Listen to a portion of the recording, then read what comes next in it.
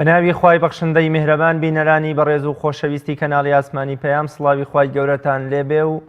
ئەم کاتە و هەموو کاتێکتان باش. خۆشحاڵ و بەختەوەرم لە ئەڵقەیەکی نوێی بەرنامەی باس و خواز بە دیداری ئێوەی عەزیز و خۆشەویست گەشتمەوە. لە باس و خواسی ئەمڕۆماندا باز لە حیکمەتی بوونی بەڵاو موسیبەت لە ژیانی مرۆڤدا دەکەین. پێغەمبەری خوا صلی الله علیه و سلم دەفەرمێ سرم لە کاری موسڵمان سوڕ دەمێنێ، هەر شتێکی توش دەبێ لە دنیادا بۆی دەبێتە خێر و چاکە و پاداشتی قیامەتی لەسەر وەردەگرێ. تەنانەت ئەگەر بەهۆی نەزانی خۆشیەوە دڕکێک بچێ بە پێیدا یا لە ڕێڕۆشتنیدا تووشی پێڵخلیسکان و کەوتنێک ببێ. لە ڕوانگەی ئەم فەرمودەی پێغەمبەری بەڕێزەوە صلی الله علیه و سلم دەگەینە ئەو دەرەنجامەی کە موسڵمان تەنها لە عیبادەت و پەرستشەکاندا پاداشتی بۆ نانووسرێت، بەڵکو لە تەواوی بوارەکانی ژیانیدا بە ماندووبوون و نان پەیداکردن و بەڵاو موسیبەت و لە دەستدانی دۆستانیشیدا پاداشتێکی فرەمەزن و گەورەی بۆ هەیە، بە مەرجێک ئارامگر و ڕازی بێ. پێغەمبەرانی خوا بەگشتی و پێغەمبەری ئیسلام صلی الله علیه و سلم بە تایبەتتر پشکی شێریان بەرکەوتووە لە بەڵاو موسیبەت و ناڕەحەتی و تین و تەوژم و فشاری جاهلیەتدا. بە جۆرێ پێغەمبەری خوا صلی الله علیه و سلم بە درێژایی 23 ساڵی پێغەمبەرایەتیەکەی هەر لە عەزیەت و ناڕەحەتی و کێشە و ئازاردا ژیاوە، بە جۆرێ بە شێوەیە کە خات و فاتیمەی کچی لە سەرەمەرگیدا کە ئەو حاڵەتە ناڕەحەت و ناهەموارەی باوکی دەبینێ دەفەرمێ وای باوکە ڕۆ چه موسیبەتێک کە بەسەر باوکمدا داباریوە.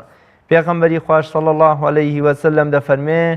لەمڕۆ بەدواوە موسیبەت و ناڕەحەتی بەسەر باوکتەوە نامێنێ و دەگاتە ئارامی و خۆشی و لیقای خوا. لەم بەرنامەیەدا دەپرسین بەڵاو ناڕەحەتی چییە و بەچی دەگوترێ، وا هەست دەکرێت زیاتر بانگبەران و شوێنکەوتوانی ڕێبازی خوا تووشی ئەم حاڵەتە دەبن. بۆچی؟ حکمت لە بوونی بەڵاو موسیبەت لە ژیانی مرۆڤەکاندا چییە؟ مرۆڤ چۆن خۆی لەگەڵ بەڵاو موسیبەتەکاندا بگونجێنێت؟ کاتێ مرۆڤێک تووشی نەهامەتیەک دەبێت چۆن بتوانێت ڕەزامەندی خوا لەدەست نەدات؟ کامانن ئەو بەڵاو ناڕەحەتیانەی کە تاقیکردنەوەی خودایین بۆ بەندەکان و ئەو بەڵاو ناڕەحەتی و تیا چوونانە کامانن کە بەهۆی هەڵەی مرۆڤ خۆیەوە پێش دێ و پەیوەندیان بە تاقیکردنەوەی خوداوە نییە. سوودەکانی بەڵاو موسیبەت بۆ مرۆڤ چین، هەم بۆ قیامەتی و هەمیش بۆ دنیا. بۆ قسەکردن لەسەر ئەم پرسە میوانداری زۆر بەڕێز مامۆستا عوسمان کانی کوردەیی مامۆستای ئاینیم کردووە کە لە ستۆدیۆکانمان لە شاری هەولێری پایتەختەوە میوانی ئەمڕۆی بەرنامەی باس و خواسە. مامۆستایان سڵاوی خوای گەورەتان لێبێ و سپاس بۆ ئامادەبوونتان. وعليكم السلام ورحمة الله وبركاته. صلاة لجنابته لبنراني بيامش سپاس دەکەم دەستان خۆش بێ خۆ. مامۆستا حکمت چیە لە بوونی بەڵاو موسیبەت لە ژیانی مرۆڤەکاندا؟ بۆچی مرۆڤەکان بە بەڵاو ناڕەحەتی و نەهامەتیەکان وەکو ئەڵێ تاقی دەکرێنەوە؟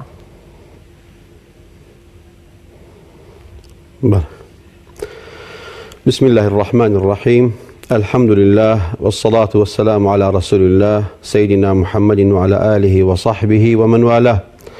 لسرتاوە دەستخۆشی لە جەنابتان دەکەم و هەروەها سوپاسی بینەرە بەڕێزەکانیش دەکەم خوای گەورە پاداشتان بداتەوە بۆ ئەم دەرفەتە. وەکو ڕوون و ئاشکرایە لە هەموو لایەکە ئینسان لە ژیانی دنیادا ژیانێکی کاتیە و دنیاش جێگای تاقیکردنەوە و جێگای ئیمتیحان و ئیبتیلایە. بۆیە کاتێک کەوا خوای رب العالمین دەفەرمێ وَلَنَبْلُوَنَّكُمْ بِشَيْءٍ مِنَ الْخَوْفِ وَالْجُوعِ وَنَقْصٍ مِنَ الْأَمْوَالِ وَالْأَنْفُسِ وَالثَّمَرَاتِ وَبَشِّرِ الصَّابِرِينَ. بتأكيد خوای رب العالمین دەفەرمێ وَلَنَبْلُوَنَّكُمْ بەدوو صيغەی تأكيد، هەم لامی تەوکید و هەروها هەم نونی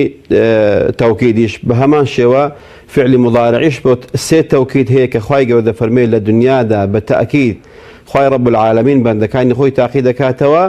ئەجا بەو شتانەی کە باسمان کرد بنقص من الأموال والأنفس والثمرات ئەنجا لە ئاخیر دەفەرمێ وبەشیر الصابرین. بەڵام موسیبەتەکان زۆرن، جاری وا هەیە بە مردنە، جاری وا هەیە بە زەرەری مادیە و جاری واشەیە لەوانەیە بەروبوومی دار و دەغڵودان و گژوجیا و نەبوون و بێبارانی و قات و قڕی بێ و زۆر بەڵام موسیبەتی تر هەیە کە لەوانەیە دەرفەت نەبێ باسییان بکەین. بەڵام وەکو جەنابەت دەفەرمی حکمت چییە لەم ئیبتیلا و ئیمتیحان و تاقیکردنەوەیە دەتوانم لە 5 خاڵ بە کورتی باسییان بکەم. یەکەمینیان الإعداد الحقيقي للتحمل الأمانة كاتێکەوە خوای گەورە بەندەکانی خۆی تاقی دەکاتەوە ئەم تاقیکردنەوەیە وەکو معهدێکە وەکو پەیمانگایەکە وەکو مەدرسەیەکە بۆ ئامادەکردنی بەندەکان بۆ هەڵگرتنی ئەم ئەمانەتە گەورەیە کە ئەمانەتی خواییە کە قورئانە کە ئیسلامە کە دروشمەکانی ئیسلامەتیە بۆیە خوای گەورە دەفەرمێ ئینا عەرەضنا الأمانة على السماوات والأرض والجبال خوای رب العالمین دەفەرمێ ئەو ئەمانەتە کە ئیسلام و قورئانە تەڕەحمان کرد و عەرزمان کرد بۆ سەر چاو چۆڵەکان هەڵیان نەگرت ئەنجاکە دەفەرمێ خوای رب العالمین فأشفقنا منها ئێمەش سۆزمان پێیان هاتەوە بۆیە خوای رب العالمین کاتێکەوە ئینسان تاقی دەکاتەوە بۆ ڕاهاتن و بۆ گۆشکردن و بۆ پتەوکردنی ئەو ئینسانەیە و هەروەها دووەمینیان دەفەرمێ الإبتلاء يكفر الخطايا والذنوب ويرفع الله به الدرجات. دووەمین خاڵ ئەوەیە کە ئینسانی ئیماندار لە کاتی ئیبتلا و تاقیکردنەوەکاندا ئەگەر هات و سەبر و ئارامی گرت ئەگەر هات و گوتی ئینا لله و ئینا ئیلەیه ڕاجعون ئەوە بزانە تاوانەکانی ڕەش دەبێتەوە بەهۆی ئەم ناخۆشە چەندە ناخۆشیەکەی گەورە بێت چەندە موسیبەتەکەی گەورە بێ چەند خەم و خەفەتەکەی زۆر بێ خوای رب العالمین ئەوەندا گوناه و تاوان و خەتایی لێرە هەڵدەگرێ و هەروەها دەرەجەی دواڕۆشی بەرز دەکاتەوە. سێمینیان دەفەرمێ بۆ پەردەلادانە لەسەر ئینسانی باوەڕداری حەقیقی و لەسەر ئینسانێک حاشە لە ڕووی جەنابتان و بینەرە خۆشەویستەکان لەسەر ئینسانی دووڕوو جاری وهەیە کاتی گسکەترین موسیبەت ئینسانی منافق دەکەوێتە ناشکوری و دەکەوێتە ناڕازیبوون بە قەدەری خوای رب العالمین بەڵام ئیمانداری حەقیقی لە کاتی گەورەترین موسیبەت دەڵێ ئینا لله و ئینا ئیلەیه ڕاجعون. ئێمە شاهێدی حەقیقەتێک بوون کە دەبێ بەڕاستی بیجێڕینەوە کاتێکەوە برایەکمان هەواڵی ڕووداوی هاتچۆی پێدرا کە کوڕەکەی تووشی ڕووداوی هاتچوو بۆ جاین لەدەستدا گوتی وەڵڵی هیچ ناڵێم تا سوزدەیەک نەبم سوبحانە سوزەیەکی شکری بۆ خوای گەورە برد گوتی خوایە زۆر شکرم بۆت ئینا لله و ئینا ئیلەیه ڕاجعون ئین لله ما ئاعطى وله ما ئەخەذ خوا چی بدا هەر ئیوێ و هەر هەمووش بۆ ئەو دەگەڕینەوە. بۆیە بەڕاستی بۆ لادان و هەڵماڵینی پەردەیە لەسەر ئینسانی ئیمانی حەقیقی و هەروەها خوا نەخواسە منافقەکانیش. چوارەمینیان دەفەرمێ ئاشکراکردن و بەیانکردن و ڕوونکردنەوەیە بۆ ئینسانی زاڵم کە کاتێک ئینسانێک مەزلومە ئایا لی دەدرێ ئایا ڕزقی دەبڕدرێ ئایا تۆمەتبار دەکرێت بە هەر شێوازێک سزا دەدرێ بۆ ئینسانە زاڵ مستەمکارەکە خوای رب العالمین وای لێ دەکاتەوە ئەو ئینسانە بە خۆداچنەوەیەک بکات. کاتێکەوە فرعون تەمەشا دەکەین کە پێشەنجی ستەمکارانە پێشەنجی زاڵم و داگیرکەرەکانە کە دەیگوت ئینە ئەنە ڕەبکم الئەعلا یعنی هەر بەوەڕانەوە سا بڵێ من خوای ئێوەم دەیگوت من هەرە خوایە گەورەکەی ئێوەم. بۆیە بەڕاستی توغیانەکەی لە حەد بەدەر بوو کوفرەکەی لە حەد بەدەر بوو دەسەڵاتەکەشی زۆر بوو بەڵام کە کاتێک خوای رب العالمین لە جەڵەویدایەوە لە ناوی برد و خۆی و دار و دەستەکەی و تا ئەو ڕۆژ خوای رب العالمین کردوتی بە عیبرەت اليوم ننجيك ببدنك لتكون لمن خلفك آية. خوای گەورە فەرمووی ئەی فرعون مادام داوای خوایەتی دەکەی و زوڵم دەکەی و خەڵک دەکوژی و خەڵک مافخوراو دەکەی دەتکەمە پند و عیبرەت بۆ خەڵکی مایەوە تاوەکو خەڵکانێک چاوی لێ نەکەن و دەرسی لێوە بگرن لێ عاقڵ بن. پێنجەمینیان دەفەرمێ يجعلك في شوق للقاء الله ئینسانی ئیماندار بە تاقیکردنەوە بەردەوام لە شەوق و زەوقدا بەرەو خوا کاتێکەوە ئینسانێک تاقی دەکرێتەوە دەزان ئەو ئینسانە خوای گەورە تاقی کردێتەوە کە خۆشەویستمان دەفەرمێ صلی الله عليه وسلم إن الله إذا أحب عبده ابتلاه خوای گەورە ئەگەر بەندەی خۆی خۆشویست تاقی دەکاتەوە. دەژێڕنەوە کە ئەگەر ئەسەرێک بیان ئەگەر زەعیفیش بێ دەڵێن ئافرەتێک شەکوای لە پیاوەکەی خۆی کرد گوتی ئەوە پیاوەکە بۆ تووشی حادیسەیەک و موسیبەتێک نابی دیارە خوا تۆی خۆش ناوێ کە هەستا بۆی کەوا شەکوا بن لای مامۆستایەک لای زانایەک لە ڕێگا ساتمەیەک کرد بەر بۆ دەستی شکا پیاوەکە ژنەکە گوتی وەرە پیاوەکە دانیشە دیارە خوا تۆی خۆش دەوێت تووشە و موسیبەتە هاتی. یعنی لە ناو ئیماندارن ناو باوەڕدارن وا دیارە کاتێکەوە کەسێک تووشی بەڵایەک موسیبەتێک دەبێ سەبر دەگرێت نیشانەی ئەوەیەکەوە ئەو ئینسانە خۆشەویستی خوایە و هەروەها خوای گەورە خۆشەویستەکانی خۆی تاقی دەکاتەوە. ئەو ئەم پێنج خاڵە بووکەوە حکمت لە تاقیکردنەوەی ئینسانەکان چییە؟ بڵێ مامۆستاکەواتە بوونی بەڵاو و ناڕەحەتی لە ژیانی ئیمانداراندا ئەمە بۆ تاقیکردنەوە و پاگونەوەی ئەم مرۆڤەیە ئەی حکمت چییە کە بەشێک لە خەڵکانێک کە باوەڕیان بەخوا و بە ئیسلام و ینی وەکوی بە شێوازە لە شێوازەکان هەڵگری بەرنامەی ئیسلام نین ئەوانیش تووشی ناڕەحەتی و بەڵام موسیبە دەبن ئەمان بۆچی توژە بن حکمەتی توشبوونی ئەمان بۆ چیە لە کاتێکە پێویستیان نە بە پاکبوونەوە هەیە نە بە تاقیکردنەوە معلومة كاتك إنسان إيماندار جناهي هي تاواني هي إنسان النسيان وهاتوا هلا دكا توشي تاوان دبي أجر إنسان هلا نكاد يرى إنسان نية بويا هلا دكاد يرى إنسانا بويا خواي جودي أو هلا وبلا وجناه تاوانا قسكاني كواهيتي لا راي مالي بلام إنساني بباور إنساني مشرك إنساني منافق إنساني كافر كوا باوري بخواني باوري بدوار روجني أدي بو تعقيدك لتوا أنزا أول ناوي لنا ابتلاء ناوي تاقي كنونية ناوي مصيبتني بلكو أو سزايا أو عقابة أو انتقام إلهية أو غضب خوايا عسى ولعل التوبة بك وبقرة وكاتك بيستو معنا كإنسان بباور لكاتك توشي حالتك نخواز راو دبيت توشي حالتك دبيك حالتك ناس أمن أمان تدا نامنه لو كاته هاور بخواه دبا زور كسيوا من بيستوا إيماني هنوا بۆیە ئەو ئینسانە بێ باوەڕەش ئەو هاتووشی بەڵاو موسیبەت دەبێ کە دەبێتە ئینتیقامێک دەبێتە ئەگەر بێت و کەسێکی باش و پاک بێ لە ئەساسەوە دەبێتە زلەیەکی میهرەبانی خوا بە خەبەری دێنێ خوا ئاگاداری دەکاتەوە ئەی ئینسانی تاوانبار ئەی ئینسانی گونەهبار تۆ چەند لە من دووری تۆ چەند لە من بێ ئاگای تۆ چەند پشتت لە منە تۆ چەند ڕوو لە دنیایە تۆ چەند ڕوو لە شەیطانە من هەر ئاگام لە تۆ هەیە ئەی بەندەکەم ئەوە بۆیە ئەو موسیبەتەم بەسێنە تا ئاگادار بیەوە بەڵکو تەوبە بکەیت بەڵکو خوات ببیر بێتەوە بەڵکو دەسەڵاتی خوات بەبیر بێتەوە واتێ مەگە خوای رب العالمین بێ ئاگایە و واروها دەسەڵاتی نییە نەخێت دەسەڵاتیش هەیە و ئاگاشی هەیە بەڵام کە مۆڵەتی داوی خوای گەورە ئیهمالی نەکردووی کاتێک خوای رب العالمین مۆڵەت بە ئینسانەکان دەدا ستەم کارێکە مل ئەستورە ستەم خوێن دەڕێژێ ماڵ دەخوا کەسی پێڕوح لەبەر نییە غەیری خۆی نەبێ ئەدی بۆ خوای رب العالمین مۆڵەتی داوە بۆی مۆڵەتی داوە تاوەکو ئینسان وای لێبێ کە بڵێ بڵێ ڕۆژێک دادێ ئەو ئینسانە ئینشاڵڵا تەوبە بکە ئەوە یەک دووش ئەوانەی دەوروبەری زاری وا هەیە بەهۆی ستەمکردنەکەی کە دوێنێ تەمەشای ستەمکارێکمان کرد لە ناوچوو سەرکردەیەی وڵاتێک بوو ستەمی کرد لە ناوچوو دەبێت سەرکردەی ئەو ڕۆی وڵات هەمان سیناریۆ دووبارە نەکاتەوە ئەگەر هەمان سیناریۆ دووبارە کردەوە هەمان سیناریۆ بەسەدا دێتەوە کە لە ناوچوون و فەزەحبوون و ماڵ و مڵک و سەروەت و سامان و ئەولاد و هەرچی حکم و ماڵی هەبوو هەم لە ناوچوو بە هەمان شێوە ئەو هاش لەناو دەچێت بۆیە خوای رب العالمین دەفەرمێ وما أصابتكم من مصيبة فبما كسبت أيديكم ويعفو عن كثير دەفەرمێ ئەوەی بەسەرتان دێ ئەی ئیماندارینە لە هۆی تاوانەکانی خۆتانە بەهۆی کردەوەکانی خۆتانە واتە زۆر جاری وایە ئینسانی باوەڕدار و ئینسانی بێباوەڕیش بۆ خۆی سەبەبی دروستکردنی خروقات و مەشاکل لەسەر خۆی کاتێکەوە خوای گەورە دەفەرمێ ولا تلقوا بأيديكم إلى التهلكة ئێوە خۆتان بەدەستی خۆتان تووشی مەشەقەت و هیلاکەت مەکەن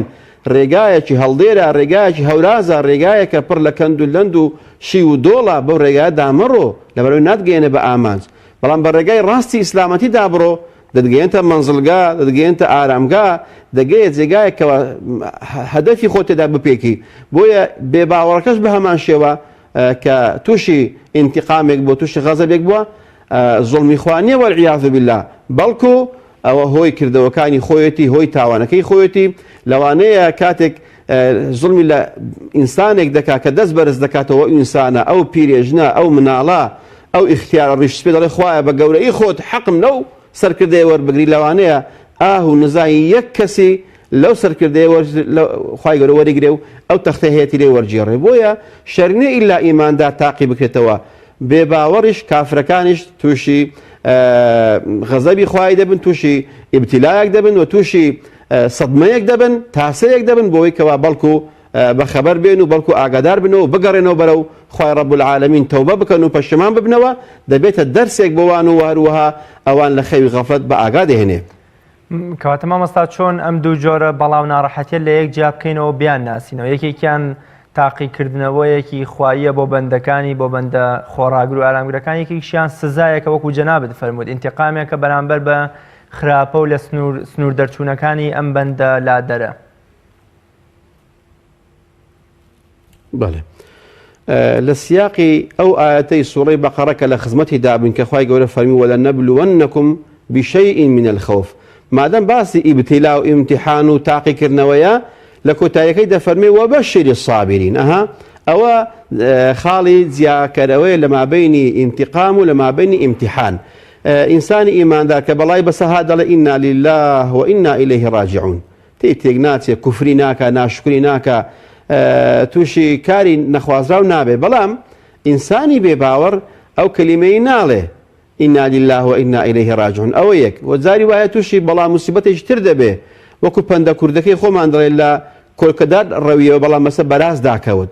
زەرەرێکی مادی کەمی توش هاتووە بەڵام تووشی کوفر هات تووشی بێباوەڕی هات تووشی لادان و زەرەرێکی ئەبەدی هاتکەوە تووشی دۆزەخ بخوا پەنامان بدا بۆیە ئەو عەلامەتانی کەوە ئینسان ڕازیبوون بە قەزا و قەدەری خوا ئەوە نیشانەی ئەوەی کەەوە ئیمتیحانە و ئیبتیلایە و ڕازی نەبوونیش ناشکریش زۆر کەسی وایە دەڵێ ئەی خوددا بۆ وات لە ئێمە کرد ئەی خوا بۆ وات بەسەرهێنان ئەی خوا بۆ وات کرد ئەوە نیشانەی ئەوەی کەەوە ئینتیقامە ئەوە غەزەبە ئەوە عەزابە ئەوە سزایە نەوەک ئیمتیحان و ئیبتیلا و تاقیکردنەوە بۆیە ئینسانی ئیماندار و بێباوەڕ ئەوەندە جودا دەکەێتەوە لە کاتی موسیبەتەکەی بڵێ ئینا لله وئینا ئیلەیه ڕاجعون ئەنجا خوای رب العالمین دەفەرمێ ئولئیک عەلەیهم صەڵەوات من ربهم وەڕەحمە وئولئیک هم المهتدون ئەوانەی کە دەڵێن شیعاریان دەڵێن ئینا لله وئینا ئیلەیه ڕاجعون موسیبەتێکیان بەسەر دێ مناڵیان دەمرێ زەرەری مادی دەکەن یان تووشی حادسەی سیارە هاتوچۆ دەبن یان تووشی هەر ڕووداوێکی نەخوازراو دەبن خوا هەموو لایەک بپارێزێ ئینشاءالله نابێ بڵێ ئەوە بۆ وات کرد ئەوە بۆ وای لێ هات ئەوە بۆ وات دوێ بڵێ چی ئینا لله وئینا ئیلەیه ڕاجعون ئین لله ما ئاعطى وله ما ئەخەذ خوا چی داوە هەر هەمووی هەر ئی ئەوە خوایە بە ئیش و کارت ڕازیم بۆیە خوای رب العالمین دەفەرمێ ئولئیک عەلەیهم صەڵەوات من ربهم ئەوانە لەلایەن خواوە ڕەحمەتیان بۆ نازل دەبێ وأولئك هم المهتدون خوای رب العالمین دەفەرمی ئەوانە ڕێنماییکراون ئەوانە بە ئاراستەی خوای رب العالمینەوە دەڕۆن نەوەک بە پێچەوانەی ئاراستەکانی خوای رب العالمین تعلیماتی دینیان چۆنە ئەوها دەڕۆن بۆیە خوای گەورە لەژێر تاقیکردنەوە و ئیمتیحان دایناون نەوەک غەزەبێک نەوەک عیقابێک زۆر جاری واشەیە ئیبتیلا ئەگەر ماڵ و سەروەت بوو ئەوە هەر دیارە بەڵام ئەگەر هاتوو ئیبتیلا لە ئیمان بوو لە عەقیدە بوو ئەوە دیارەکەوە ئەوەش ئیمتیحان نییە ئەوەش سزایەکە کەسێکەوە کافر دەبێت کەسێک بێباوەڕ دەبێت ئەو نیشانەوە سزا دراوە ئەو کەسە شایستەی بەهەشت و ڕەزامەندی خوا نییە بۆیە خۆی تووشی ئەم ڕێگا پڕ هەردێر و پڕ کەند و لەندە کردووە کە کوفر و ناڕازیبوونە بە قەزا و قەدەری خوای رب العالمین مامۆستا چۆن وەکو ئەزانی لە قسەکانی جەنابتەوە تاقیکردنەوە یان ئەوەی کە خوای گەورە بۆ پاکردنەوەی بەندەکانی پەیامێکی خوایە و تا ڕادەیە توانین بڵین خۆشەویستێکی خوددایە بۆ بەندەکانی بەڵام مرۆڤی موسڵمان و ئەو مرۆڤەشی کە بۆی خراپە و تاوانی خۆیەوە تووشی سزایەکە بێ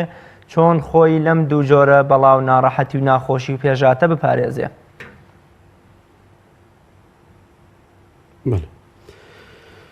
پێغەمبەری خوا دەفەرمێ صلی الله عليه وسلم إن عظم الجزاء من عظم البلاء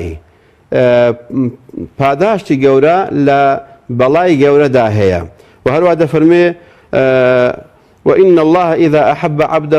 إذا أحب قوما ابتلاهم خوای گەورە ئەگەر قەومێکی خۆشویست تاقییان دەکاتەوە پاشان دەفەرمێ فمن رضي فله الرضا ومن سخط فله السخط رواه الترمذي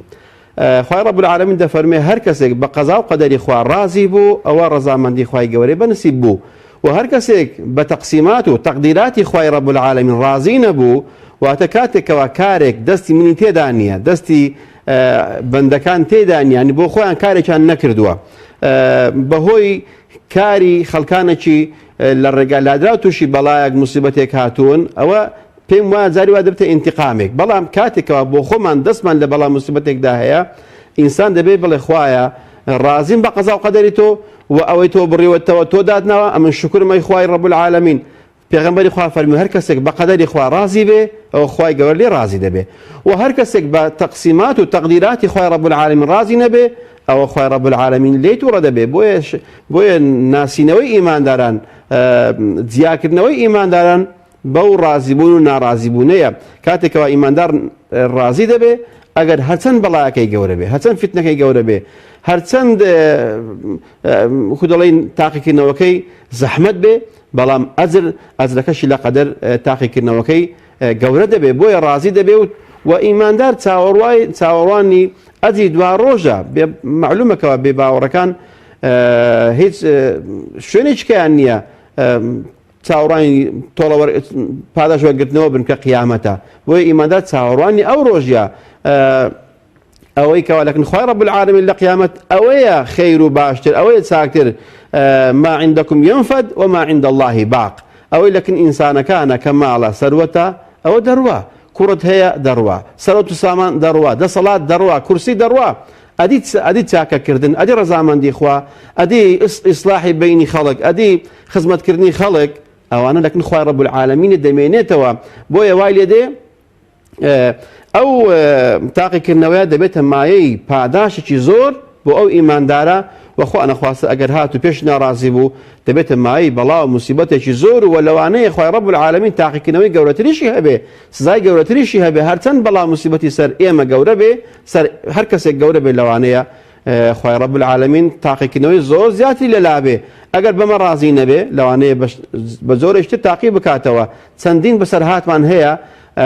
لەو جۆرێکەوە ئینسان ڕازی نەبووە بە تەقسیماتی خوای گەورە تووشی بەڵای گەورەتر هاتووە بۆیە دەبێت ئینسان ئاگادار بێ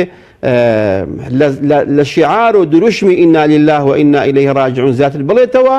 واللهی پێم وایە ئەو ئینسان ناڕازیەوە بە قەدەری خوا کاتێک پێغەمبەری خوا کوڕە خۆشەویستەکەی وەفات دەکا ئیبراهیم کاتێک کە وەفات دەکا پێغەمبەری خوا فرمێسکی مبارەکی بە چاوەکاندا دێتە خوارێ لی دەپرسنەی پێغەمبەری خوا تۆش دەگری فەرمی بەڵێ ئەوە ڕەحمەتێکە خوا لە دڵی ئیماندارانی داناوە بەڵام شتێک ناڵێن ئەی ئیبراهیم واللهی زۆر عاجزین بە جیابوونەوەت بە ماڵ ئاوایی و کۆچی دوایی زۆر دڵتەنجین بەڵام شتێکیش ناڵێن مای غەزەبی خوای رب العالمین بێ ئەوە ئیمتیحانێکە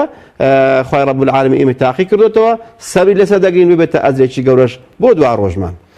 مامۆستا زۆر جار مرۆڤ یەک لە دوای یەک بە دوو جار سێ جار تووشی بەڵاو ناڕەحەتیەکە بێ و بەردەوام ئارامگریشە مرۆڤێکمان هەیە هەروەکو لە ماوەی پێشودا لە شاری سلێمانی مرۆڤێکی زۆر هەژار دەستکورد لە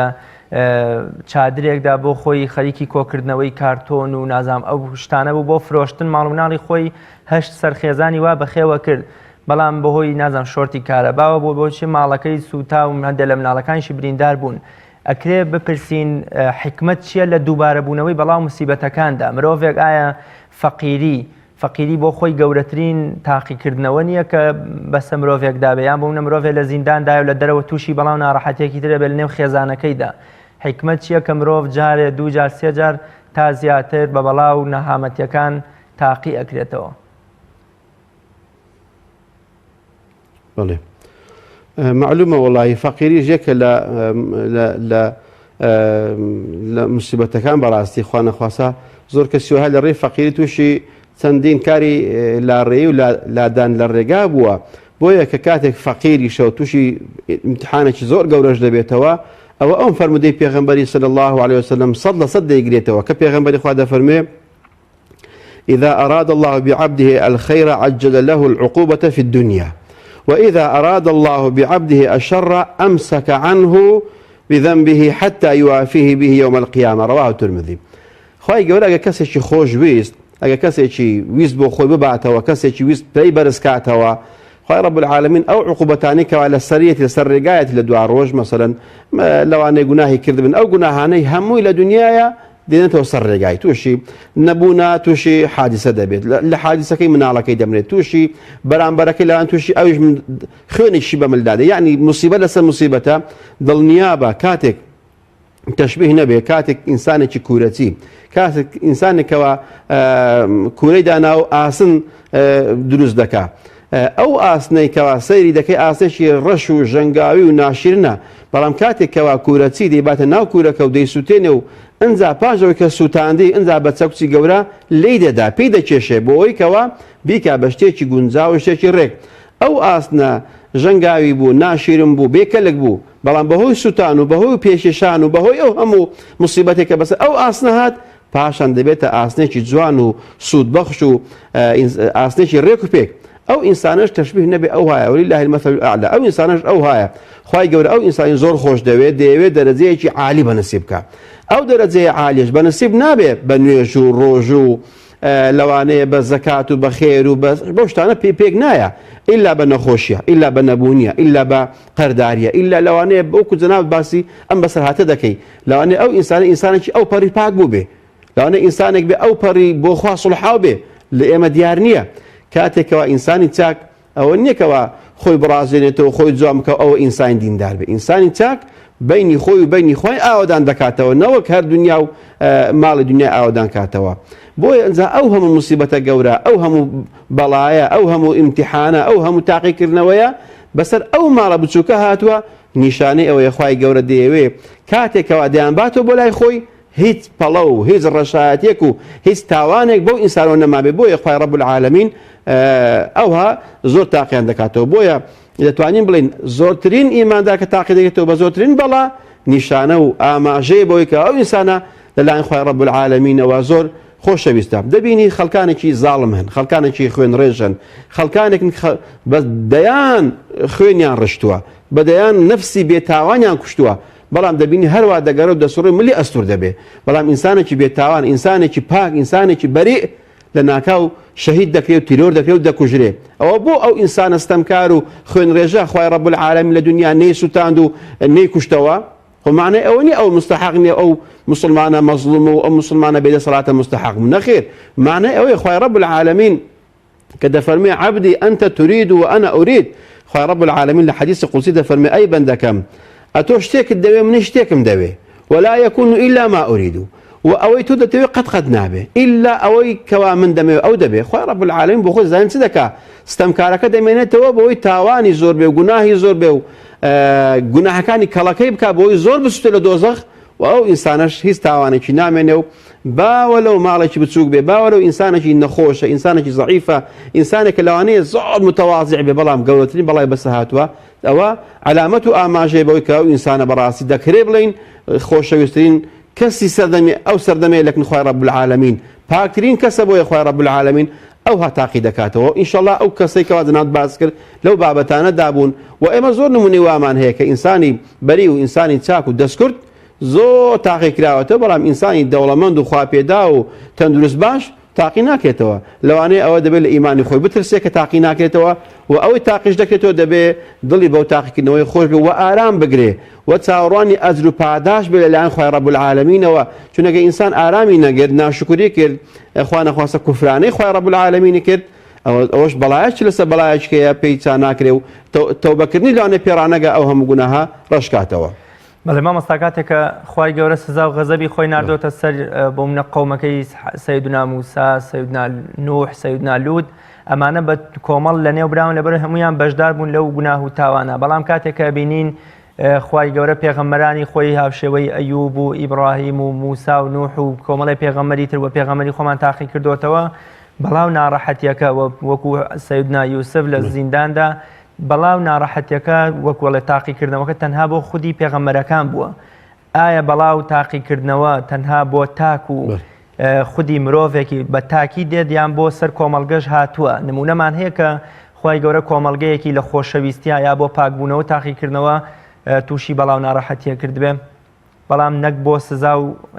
تۆڵەسەندنەوە لێیان بلى خوي رب العالمين دفرمي أحسب الناس أن يتركوا أن يقولوا آمنا وهم لا يفتنون ولقد فتنا الذين من قبلهم فليعلمن الله الذين صدقوا وليعلمن الكاذبين سورة عنكبوت آياتي يكدو خوي پروردگار دفرمي آية إيمان داران وخلقانك وقمان دبن أقل تنها قتيان إيما إيمان من هي ومسلمان وخوا پرستين إيدي كوتاي بهات هسكا لسنية تاقي ناكرينوا توشي ابتلاء ناخوشي وساردو قرمي نابن نخير خوي رب العالمين دفرمي ولقد فت بەڵێ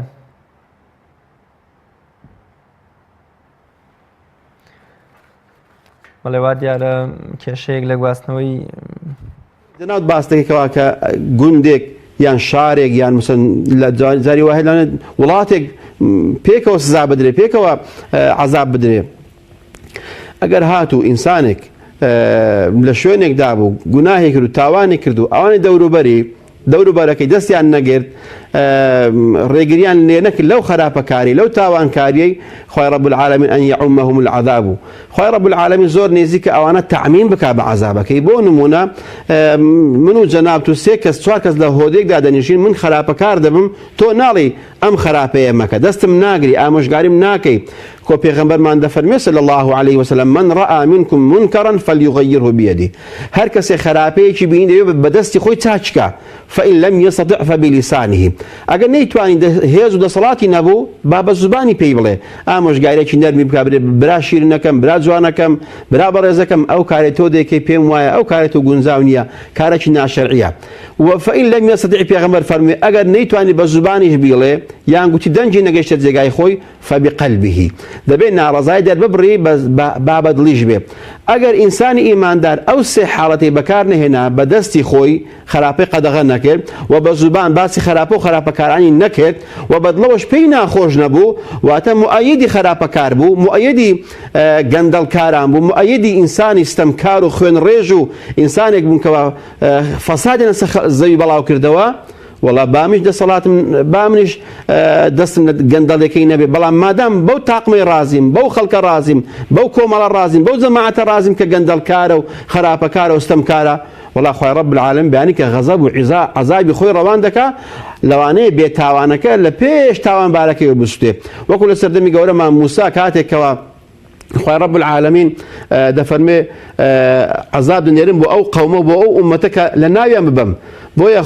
گەورەمان موسا دەفەرمێ ئەی خوای رب العالمین ئەو قەومە ئەو شارە ئەو گوندە پیاوێکی زۆر دینداری تێدایە زۆر مسلمان زۆر بێتاوان پاک خوای رب العالمین فەرمووی لە پێشەوە عەزابەکە لەو بەردەن ئاگرەکە لەو بەردەن با ئەو بسووتێ فەرمووی ئەگەر کەسێکی تاوانبار نەبا وەکوان بۆ ڕۆژێک لە ڕۆژان دەنجی لێوە نەهات ناڕزای دەرنەبڕی یان لای کەمی هیجرەتی نەکرد لەو شارە یان لەو گوندە بۆیە بێدەنگ بوون لە ئاستەمکردن و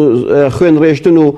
فەسادی و گەندەڵیکردن بەڕاستی ئەوش هەر تاوانە ئەوش هەر تاوانباریە بۆیە کە کاتێک عەزابی خوا دێ بەڵێ بە جەماعەتیش دێ وڵا شارێک دەگرێتەوە وڵا گوندێک دەگرێتەوە وڵا هەرێمێک دەگرێتەوە وڵا لەوانەیە چەند وڵاتێک بە یەکجار بە عەزابێکی خوای رب العالمین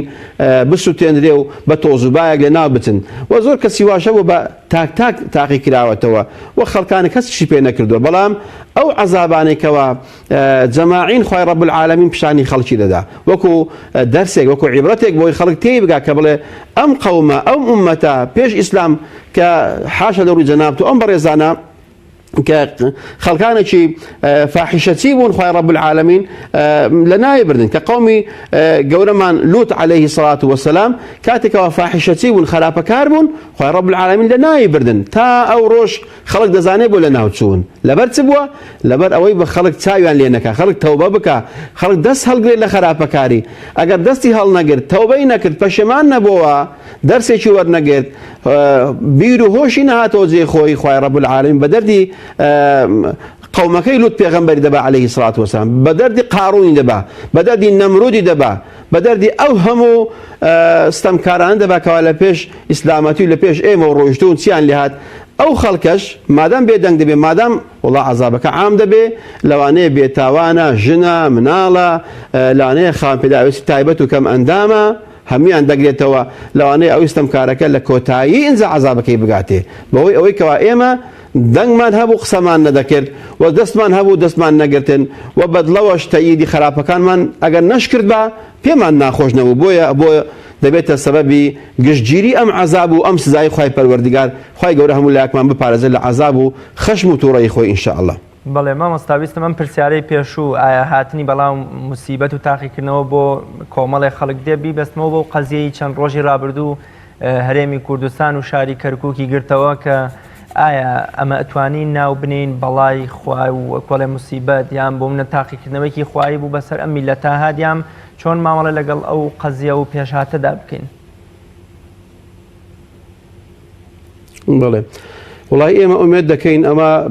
بەڵا نەبێ ئەمە موسیبەت نەبێ ئەمە عەزاب و غەزەب نەبێ بەسەر ئەم میلەتە چونێ بەڕاستی ئەم میلەتە زۆر موسڵمانە الحەمدولیلا ئەوە یەک و دووش میلەتێکە بە درێژایی تەمەنی و وجودی خۆی هەر مەزلومیەتی بینیوە بەڵام دەکرێت ئێمە لەلایەنێکەوە سەیری بکەین بەڵێ خەڵکانێک حکومڕانی ئەم میلەتەی کردووە کە ئەم میلەتە بۆتنە پاڵپشتی ئەم میلەتە دەنجی پێداون ئەو خەڵکانەی ئەوڕۆکە تووشی ئەم هەرس و ئەم شکست و ئەم دۆڕانە بوون بەدەنجی من و تۆ بۆتنە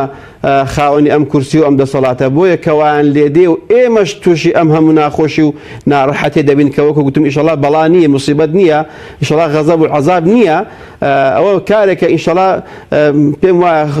فترەیەکی کەمە دێ و دەڕوا ئیشەڵا ستەمکاران بە حەق خۆیان دەگەن ئیشەڵا وە گەیشتوشن وە مەزلومەکان و ئەو میلەتە ئیشەڵا دەبێتە ساحیبی کیان و حکومەت و دەوڵەتی خۆشی بە ئیزنی خوای پەروەردگار بەڵام تاوەکو ئێمە لە ئاستەمکاران و لە زاڵمان بێدەنگ بین یان دەنجیان پێ بدەین یاخود چەپڵیان بۆ لێ بدەین یاخود تەئییدیان بکەین ئەخە ئەو میلەتێکەوە چەپڵی بۆ لێ دەدا ئەو میلەتێکەوە دەنجی پێ دەدا ئەو میلەتێکەوە ئەو ڕۆکە وڵاتێکی فرۆشتووە لەوانەیە ئامادە نەبێ کەلیمەیەکی ڕقی بەرامبەر بەکار بێنێ ئەخەوە تەئییدکردنە ئەو ڕۆکە حیزبێک ئەگە بتوانێت ستەمێک بکات زوڵمێک بکات دەبێت لای کەمی جەنابێت ڕاگەیانکارەکان خەڵکانێکی بە مووقیف هەستن بڵێن بەڵێ کاکە هۆی تاوان و هۆی عیسیانی ئێمە بوو بەڕاستی ئێمە مەغروور ببووین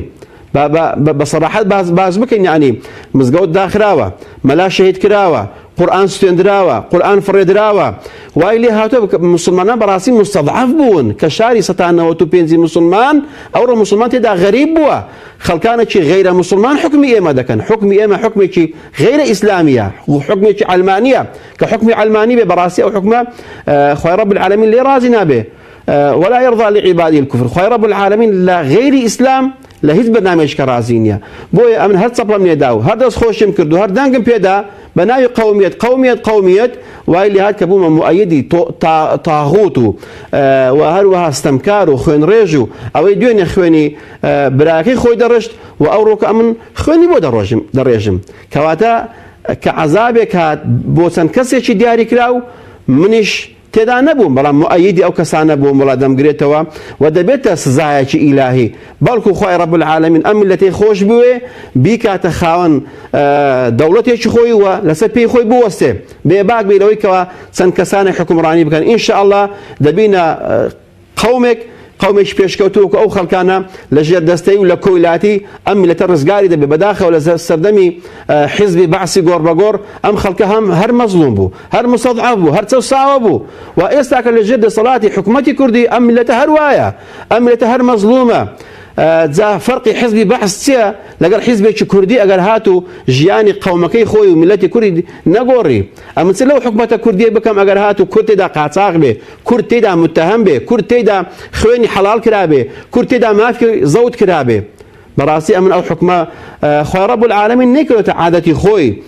حکومەتێک بهێنێتەوە ئەگەر مسلمانیش بێ مادام ستەمکارە واللهی ئەگەر هاتو حکومەتێک مسلمان بێ 100% بەڵام ستەمکار بێ خوای رب العالمین لە هەفتەیەک وەری دەجێڕێ بەڵام واللهی قەومێک ئومەتێک میلەتێک و گەلێک ئەگەر هاتو خوانەناسیش بن بەڵام عادیل بن بەڵام دادگەر بن بەڵام بە چاوی یەکسانی تەمەشای هاوڵاتیانیان کرد کوڕە مەسئول و کوڕە سەرکردەی سەرۆکی وڵات و کوڕە هەژار و دەستقڵیشاوێک وەکو یەک سیر کران خوای رب العالمین ئەم دەوڵەتە دەهێلێتەوە باوەکو خەڵکێکی بێدینیش قیادەیان بکەم بەڵام بەداخەوە ئێمە بانگەشەی ئیسلامەتیمان کرد لەگە ئیسلامەتێکی ڕاست نەبووین و بانگەشەی قەومیەتمان کرد لەگە قەومیەتەکەش ڕاستمان نەکرد ئەدی خوای رب العالمین تووشی وڵا لەوانەیە ئەو ڕۆکەمان جەژ نەبێت لە چاو ئەو بەڵایکە لە دواتر دێ ئەگە تەوبە نەکەین ئەگە پەشیمان نەبینەوە ئەگە ئیستیغفار نەکەین لەو دەنگ و سەوتەی بەو حیزبە گەندەڵکارانەمان داوە ئەگەر نەگەڕینەوە تووشی عەزابی گەورە دەبین خوای گەورە پەنامان بدا ئینشاءالله مامۆستا زۆر جار مسلمانێک کەسێک داڕادەیە گومانی لە ئیمانەکەی خۆی هەیە و کۆڵێ خۆی ئەڵێ لەوەچێ من ئیمانەکەم شتێکی باش نەبێت زەین العابدینی کوڕی ئیمامی حوسێنی کوڕی ئیمامی عەلیە فەرمێ مرۆڤ بە ئەندازەی ئیمانەکەی تاقی ئەکرێتەوە ئێمە توانین بڵێن دوای هاتنی بەڵاو و ناڕەحەتی و تاقیکردنەوە ئیدی ئەبێ پێویستە ئەمە دڵنیاییدانە بە مرۆڤ و خۆشەویستیەکە کە ئەم مرۆڤە ئیمانێکی هەیە و پێویستە پابەند بێ پێیەوە هیچ گومانێکی لێ نەبێت ئێمە توانین لەم هاتنی بەڵاو ناڕەحەتیەکانە ئەم پەیامە بخوێنینەوە و دڵنیابینەوە کە ئیمانمان هەیە و پێویستە ساغ و سەلامەتی بکەین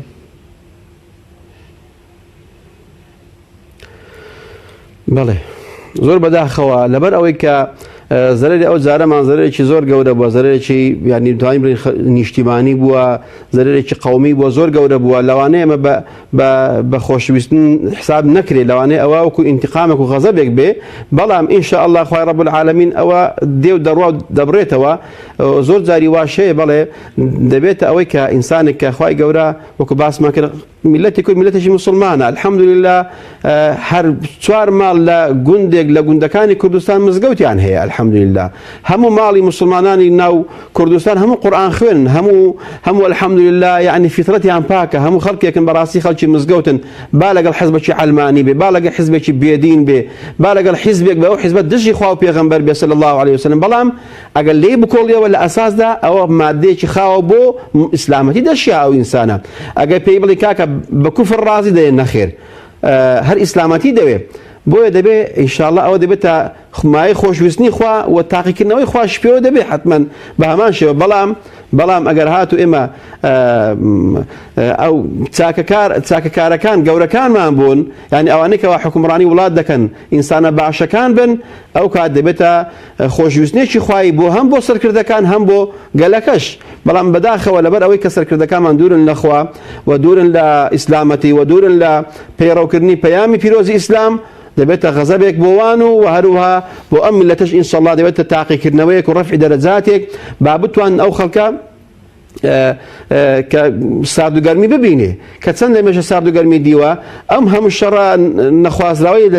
لە دژی ئەم میلەتە کراوە. ئەگەر ئەم میلەتە خۆشەویستی خوا نەبێ وەڵی لە نادەچوو، وەڵی ئەو هەموو شەڕی ناوەخۆ شەڕی داعش و شەڕی چەندین قەومیکەیان کردووە کورد الحەمدولله کورد هەر ماوە، کورد هەر دەمێنێ بەهۆی ئیسلامەتیەکەیەوە، بەهۆی دینداریەکەیەوە، بەهۆی خواپەرستیەکەیەوە، بەهۆی ئەوەی پابەندە بە دروشمەکانی ئیسلام دەمێنێتەوە. بەڵام خوا نەخواستە ئەگەر هاتوو شانازی بە کوفر و بە بێدینی و بە فەساد و حاشا لەڕووی جەنابتان بە هەموو خراپەیە کرد، بەڵام شەرمی بە ئیسلام بوو، شەرمی بە قورئان بوو، شەرمی بە پەیامی پێغەمبەر بوو صلى الله عليه وسلم. والله ئەو دەکرێ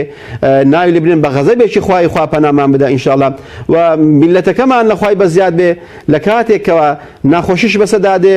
کە پێغەمبەر دەفەرمێ عەجەبا لأمر المؤمن إن أمره كله له خير. سەرسامم لە کاری باوەڕداران، هەموو ئیشەکی هەر خێرە. ئەگەر خۆشی بینی شکری خوا دەکا، ئەگەر ناخۆشی بینی سەبر دەگرێ، کەواتە ئەوە هەمووی خێرە ئینشاءالله، ڕەفعی دەرەجات دەبێ ئینشاءالله. بەڵام ئەوەی ستەمکاریشە والله ئاگرە لە گەردەنی و تۆڵەی ئەم هەموو خوێنە بەناحەق ڕژاوەی کەوا لەژێر دەسەڵاتی وان ڕژاوە و ئەوان بۆتنە هۆی ئەم هەموو ناکۆکی و ناتەبایی و ناپێشکەوتنی ئەو میلەتەوای لێ هاتووە. ئینشاءالله خوای رب العالمین ئەم میلەتە دەپارێزێت لە هەموو دژمنێک لە هەموو خراپەیەک و سەرشی دەخا بەهۆی مسلمانەکەی ئەوەی هاتۆ بەسەری لە شەڕی داعش ڕابگرە، هەر لە شەڕ ناوخۆ ڕابگرە، خوای گەورە پاراستی ئینشاءالله ئیمانەکەشی بەردەوام دەبێ و دامەزراوترش دەبێ بە ئیزنی خوای پەروەردیگار. تا ئێستاش ئەو خەڵکانی کەوا دەتوانین بڵین پلە بەرزن لە ناو حیزبە عەلمانیەکان والله مەرجەعیەتیان مامۆستایانی ئاینیە، هەر پرسیارێکیان هەبێ هەر کێشەیەکیان هەبێ سەر دەکەنە ماڵی مامۆستایەکی ئاینی بۆ لەبەر ئەوەی ناسنامەی ئەو ئیسلامە، ناسنامەی ئەو برا تابعی حیزبە عەلمانی مسلمانەتیە. ئەگەر لی بکۆڵیەوە ئینشاءالله ئەوە هەر مڵکی ئیسلام و هەر مسلمانە و بەریئە لەو بێدین و لەو فاسق و فاجرانە. خوای رب العالمین ڕۆژێک بە خەبەری دێنێ و ئەوانەش دەبێتە ڕەفعی دەرەجات و لە بیریش دەکەن ئەو ناخۆشیانەی کەوا هاتە سەر ئەم میلەتەمان ئینشاءالله. بەڵێ مامۆستا دوای تاقیکردنەوەی مرۆڤ بە بەڵاو ناخۆشی و نەهامەتیەکان و ئارامگرتن لە سەریان وادەی خوایی بۆ کردنەوەی دەرگای خۆشی و ئارامی و شفا و خێر و خۆشی چ کاتێکە؟ ئایا مرۆڤ دوای ئەم تاقیکردنەوەیە بەرەو فەرحانە و خۆشی و کامەرانی و ئاسوودەی ئەگەڕێتەوە و ئەو وادە خواییە چۆن چۆنی بۆ مرۆڤەکان پێش دێ و چۆن مرۆڤەکان بە چاوی خۆیان ئەیبینن؟ بەڵێ أو آتي لبدايته لخدمته دابين سورة بقرة كخواي قول فرموي ولنبلونكم بشيء من الخوف والجوع ونقص من الأموال والأنفس والثمرات لباشن دفرمي أي محمد صلى الله عليه وسلم وبشر الصابرين لسري أوهم بلاء وتاقي كردنا ومصيبة النار حتي وناخوشانة دفرمي تو بشارات بدا بآرام قران أوانيك وادلين إنا لله وإنا إليه راجعون بەڕاستی ئەو سەبرگرتنەیە دەبێتە مای کەفارەتی گوناحان. کاتێکەوە ئینسانی ئیماندار لە کاتی بەڵام موسیبەت سەبر نەگرێ گوناحەکەی پێی ناڕوە خێرەکەی نایگاتێ دەجێڕنەوە سەردەمی گەورەمان موسا کاتێکەوە پیاوێک دەمرێ وەفات دەکا لە سەردەمی پێغەمبەری خوا صلی الله علیه و سلم پیاوێک وەفات دەکا ژنەکە دایکی بۆی دەگریا پێغەمبەری خوا دەفەرمێ ئارام بگرە دوعای بۆ بکە منش دوعای بۆ دەکەم خوا لێی خۆش بێ ئەو ئافرەتە نازانێت ئەمە پێغەمبەری خوایە صلی الله علیه وسلم زۆر بە شێوازێکی ناشرین دەڵێ ئەگەر تۆش لە جێگای من بووای ئەوها شین و ڕۆڕۆت بۆ ئەم مناڵە دەکرد بۆ ئەو گەنجە واللهی مصیبەتەکەم زۆر گەورەیە دەڵێ پاشان کە ئەو ئافرەتە گریانەکەی ڕاوەستا و خوای گەورە سەبرێکیدا دەڵێ نەزانێ ئەو پیاوە کێ بوو کە ئەو قسەیەکە کردێ نەوەڵڵا دەڵێ ئەو پێغەمبەری خوای بوو صلی الله علیه وسلم دەڵێ سەد خۆزگا بمزانی باە تاوەکو ئەو قسەیەم نەکرد باە هەڵدەسێنێتە خزمەت پێغەمبەری خوا صلی الله علیه وسلم دەفەرمێ ئەی پێغەمبەری خوا تۆ وعدەت دا کاتێک کە من نەگریم تۆش دوعا بۆ کوڕەکەم بکەی خوا لێی خۆش بێ فەرمی بەڵێ فەرمی ئەوە ناگریم دە تۆش دوعای بۆ بکە فەرمووی ئینەمە الصەبر عند صدمة الأولى ئارامگرتنیش دەبێت لە کاتی بەڵام موسیبەتەکە بێ کە ڕوو دەدا نەوەک 6 مانگ پاش موسیبەتەکەی ئینجا بڵێ وەڵا الحەمدولله جا چی بکەین کورە دەیدێ قەدەری خوای بوو نە دەبێت لەو کاتێکەوە هاوارات دڵتەزێنەکان پێدای خوا نەخواستە گوتیان فڵان کەس وەفاتی کرد فڵان کەس ئەوهای لێ هات بڵێ ئینا لله وئینا ئیلەیه ڕاجعون خوای رب العالمین ئەم پلەپایەت بە نسیب دەکات ئەم دەرەجێت بۆ بەرز دەکاتەوە بەهۆی ئەوەی کە داوای مەعونەت لە خوای رب العالمین کرد بەڵام خوا نەخواستە ئەگەر تووشی ناشکری و کوفرانەی خوای رب العالمین والعیاذ بالله ئەوە دەبێتە مایەی بەڵاو مایەی غەزەبێکی کەس لە پاش ئەوە لەبەر ئەوەی ئەو ئینسانە ئارامی نەگرتووە ئەو ئینسانە سەبری نەگرتووە الصبر مفتاح الفرج ئارامگرتن کلیلی دەرگای هەموو خۆشیەکانە والله تا ئارام نەگری خۆشی نابینیت بەرەوەی خوا فەرمووی ئین مع العسر یسرا فإن مع العسر یسرا دوو جاران دەفەرمێ نافەرمێ ئین بعد العسر یسرا ئین بعد العسر یسرا دەفەرمێ ئین مع العسر واتە پێکەوە خۆشی و ناخۆشی کاتێکە ناخۆشیەکە هات خوای رب العالمین خۆشیەکە ئامادە کردووە بەڵام ئێمە ئارام ناگرین ڕازی نابین بە قەدەری خوا یا مناڵەکەی دەمرێت سەبر ناگرێ حەمدی خوای لەسەر ناکا ناڵێ خوا زۆر شکر خوا زۆر مەمنون بەو موسیبەتەی لەوانەیە خوای رب العالمین نیعمەتەکەی بەنسیب ناکا بەهۆی ئەوەی کە ئارامی نەگرت سەبری نەگرت ئەو بەڵاو تاقیکردنەوەی لە خوای رب العالمین و نەزانی بۆ تووشی خوا نەخواستە موسیبەتێک تریش دەبێت کە ئەویش تۆڕەبوون و غەزەب و خەشمی خوای رب العالمینە مامۆستا هەندێک لە مرۆڤەکان هەن بە درێژایی تەمەنیان بە کۆمەڵێ هۆکار تاقی ئەکرێنەوە بۆ منە منداڵێک هەر لە سکی دایکا کە دێتە دنیاوە بینایی چاوەکانی نییە یان بۆ نمونە یەکێک لە ئەندامەکانی نییە یان بۆ منە ژن و پیاوێک زۆر ساڵح و بۆ خوا سوڵحاویشن لە دوای 40 ساڵ 20 ساڵ 30 ساڵ لە زەواجیان بۆ منە خوا مناڵیان ناداتێ یان بۆ منە کەسێکمانەیە لەوەتەی هەیە هەر کۆڵ ڕائکێشێ هەر کرێکاریەکە هەر فەقیرە هەر بە هەژاری ئەمێنێتەوە حیکمەتی ئەمە چیەکە تا ئێستا خۆشی و ئاسوودەیی یان بۆ منە یوسر و کرانەوەی ئەم گرێکوێرەیە بۆ ئەم مرۆڤە نەهاتووە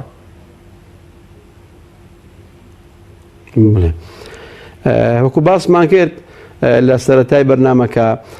هەموو کارێکی ئیمانداران کە ناخۆشیە بەسەر دێ غەزەب نییە کاتێک ژن و مێردێک 10 ساڵە زەواجیان کردو منداڵێن نییە ئەوە غەزەب نییە ئەوە ڕەحمەتێکە لەوانەیە خوای رب العالمین بەهۆی ئەو مناڵەیە کە دەیانداتێ لەو فەرەزنا تووشی موسیبەتێکی گەورە دەبن کە خوا پێی نەداون لەو موسیبەتە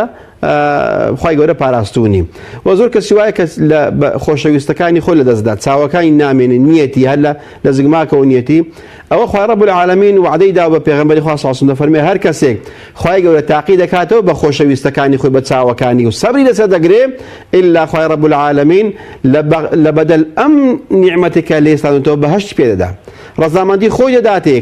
کە مای بەهەشت و مای ئەو هەموو نیعمەتە نەبراوەیە بۆیە ناتوانین ناوی لێ بنین خوا نەخواستە غەزەبێک یان مەسەلەن فتنەیەک لەوانەیە هەبوونی فتنە بێ ئینەما ئەموالکم و ئەولادکم فتنە خوای رب العالمین دەفەرمێ ئەو ماڵە ئەو مناڵە ئەو کوڕە ئەو کچە بۆ تۆ فتنەیە هەندێک حاڵەتی وا هەیە بەهۆی ماڵەکەیەوە توغیان دەکا زوڵم دەکا ستەم دەکا خوێن دەڕێژێ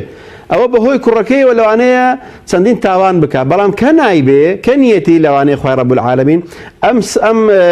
نیعمەتێک کە لێ وردوتۆ لە قیامەت پێی دەداتەوە. خوای رب العالمین ئەگە تەماشا بکەین چەندین خۆشەویستی خۆی هەبووە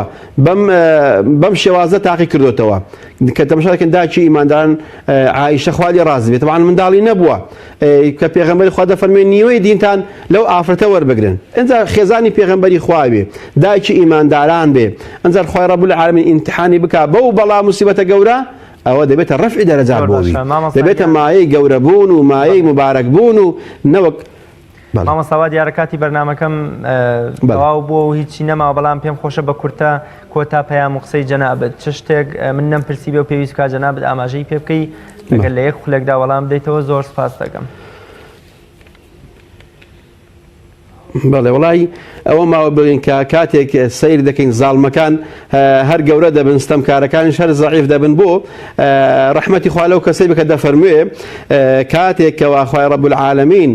مۆڵەتی داوە بە ستەمکارەکان و ملەستورەکان هەر گەورە بن و قەڵەو بن و ماڵی خەڵکی بخۆن بۆ دەفەرمێت تاوەکو خەڵکانێکی ئیمان لاواز بزانێ کە خوای رب العالمین لە جەڵەوی دەداتەوە بە خەبەر دێ ڕۆژێکە کە جەڵەوەکەی گرتەوە ئەو ئینسانە ئیمان لاوازە ئیمانی بەقوت دەبێ و کاتێکیشکەوە بێ باوەڕێک خوانەناسێک ئەم هەموو زوڵم و ستەمە دەبینێ بەڵام لەهۆی بەهۆی سەبەبی ئینسانێکی مەزلوم و بێتاوان خوای رب العالمین غەزەبی لێ دەگرێ بێ باوەڕەکە ئیمان دەهێنێ مسلمان دەبێتە هۆی ئەوەی کەەوە خەڵکان بگەڕێنەوە. ئومێد دەکەم ئینشاءالله ئەم هەموو ناخۆشی بەس ئەم میلەتە هاتووە ئەم هەموو بەڵا و موسیبەت و ناخۆشی و ناڕەحەتیە ببێتە دەرسێک ببێتە عیبرەتێک نەبێتە غەزەب و سزای خوای رب العالمین. خوای گەورە پاداشی جەنابیشت و بینێ لە بەڕێزەکانی بێتەوە زۆر سوپاس دەستان خۆش بێ. مامۆستایان زۆر سپاس دەکەم و خوای گەورە پاداشی جەنابیش بداتەوە سپاس بۆ ئامادەبوونیشت. بینەرانی بەڕێز و خۆشەویست زۆر سپاس بۆ ئێوەی عەزیزیش کە تام ساتە بینەرمامون تا بە یەگەشتنەوەیەکی تر بەخوای گەورە مێرەبانتان ئەسپێرم خواتان لەگەڵ.